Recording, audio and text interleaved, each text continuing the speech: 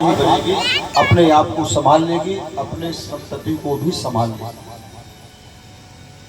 इसलिए बेटियों को और अच्छी शिक्षा प्रदान करना चाहिए।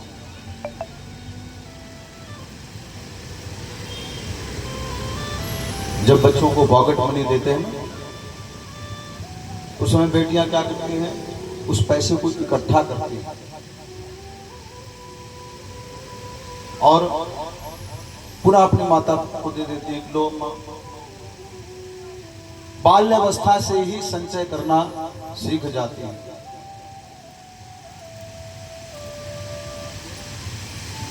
और विवाह के बाद मृत्यु उपरांत तक जीवन भर संचय करती रहती है।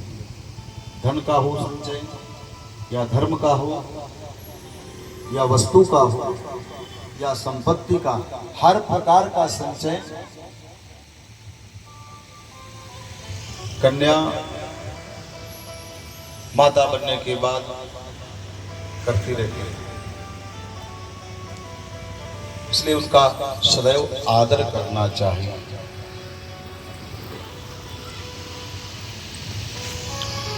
बहुत लोग तो हम लोग जाते हैं घरों में, कुछ लोग तो गाली भी दे देते हैं।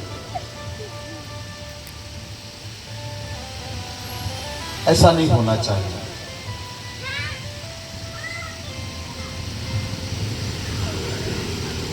अब इधर ब्रह्मा जी ने जब सृष्टि आरंभ की तो दक्ष प्रजापति वीरणी के द्वारा मां भगवती जगत जननी जगदम्बा सती के रूप में अवतरित हुई। जैसे ही उनका प्राकट्य हुआ सारे देवता हर्षित हो गए।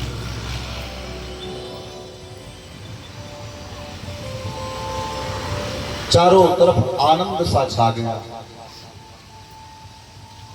बहुत दिनों तक उत्सव चलता रहा। 60 कन्याएं और उत्पन्न हुई।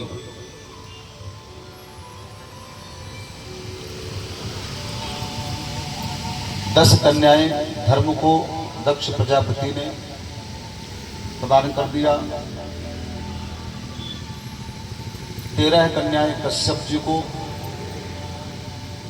27 कन्याएं चंद्रमा को।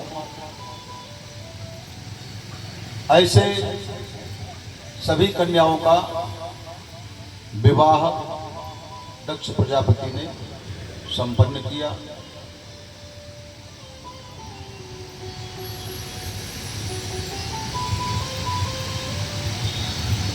कई पुराणों में, कई ग्रंथों में सती को ज्येष्ठ कन्या कहा गया, तो कई ग्रंथों में, शिव पुराण में लिखा है, कई ग्रंथों में कनिष्ठ कन्या कहा गया, कई ग्रंथों में मध्य की कन्या कहा गया। तो यहाँ पर शिव पुराण में वर्णन है कि इसे मिथ्या नहीं मानना चाहिए। अलग अलग कल्प में ऐसा होना संभव है। हम लोग संकल्प करते हैं ना, ब्राह्मण लोग आपके यहाँ पूजा पाठ कराने ब्राह्मण आते हैं, आपने शायद सुना होगा। ब्राह्मण लोग संकल्प में बोलते हैं कि अष्टाविंशतितमे कलयुगे, ये शब्द आप लोगों ने सुना होगा। अष्टाविंशतितमे कलयुगे यानी 28वां कलयुग। इसका मतलब 27 कलयुग इसके पहले जा चुके हैं। ये पहला कलयुग नहीं, पहला द्वापर नहीं, न पहला त्रेता है, न पहला सतयुग है। क्योंकि देवी भागवत में भी वर्णन है कि पुराणों की जो रचना, जो पुराणों की संपूर्ण पुराणों को अपनी वाणी से बताया और गणेश जी महाराज ने लिखा, तो इनका नाम क्या था? कृष्णद्वैपायन व्यास। कौन से व्यास थे ये कृष्णद्वैपायन व्यास थे। यानी कि इसके पहले और भी व्यास हुए। व्यास किसी व्यक्ति विशेष का नाम नहीं, व्यास एक पदवी है। इंद्र किसी व्यक्ति का नाम नहीं, इंद्र एक पद है। तो कृष्णद्वैपायन नाम के जो व्यास थे, उन्होंने ही 18 पुराणों की रचना की, तो अलग अलग कल्प में, अलग अलग समय में, कभी ज्येष्ठ कन्या के रूप में, कभी कनिष्ठ कन्या के रूप में माता सती का प्राकट्य हुआ। बाल्यावस्था से ही वह कन्या परम शिव भक्त थी। भगवान शिव का नित्य पूजन करना, अर्चन करना, पंचाक्षर मंत्र का नित्य जप करना, ये इनका नित्य का क्रम था।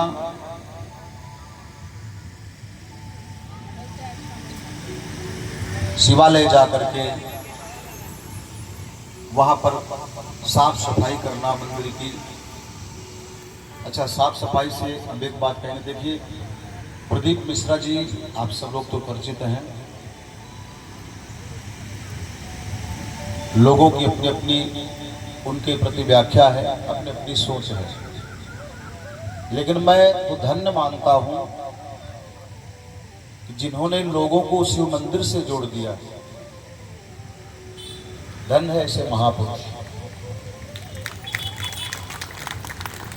आज से 4 साल 2 साल 3 साल पहले देखेंगे मंदिरों में बहुत गंदगी रहा करती थी। सब भक्त हाथ में थाली में फूल पुष्प आदि सब लेकर के जाते, वही भगवान को चढ़ाते और किनारे फेंक देते थे। लेकिन प्रदीप मिश्रा जी ने ऐसा लोगों को समझाया कि आज लोग मंदिरों में स्वच्छ सफाई करने जाते हैं, और वास्तव में भगवान को कुछ वस्तु अर्पण करने से उत्तम है मंदिर जाकर के वहां की सफाई करिए, क्योंकि प्रभु के यहाँ जब स्वच्छ होगा तब भगवान आपके जीवन की भी गंदगी को दूर करेंगे, आपके जीवन में जो संकट रूपी समस्या है उसका भी निवारण करेंगे और भगवान शिव पद की प्राप्ति प्रदान करेंगे। वस्तु चढ़ाने से उत्तम है वहां जाइए, सफाई करके आइए, क्योंकि वस्तु तो चढ़ाने वाले बहुत सारे लोग जाते हैं वहां। सेवा से बड़ा कोई पुण्य नहीं है, और भगवान को हम दे भी क्या सकते हैं। भगवान ने स्पष्ट कहा है, आत्मा तुम गिरिजामति सहचरा, प्राणा शरीरम ग्रहम, पूजान्ते विषयोपभोग रचना, निद्रा समाधि स्थिति,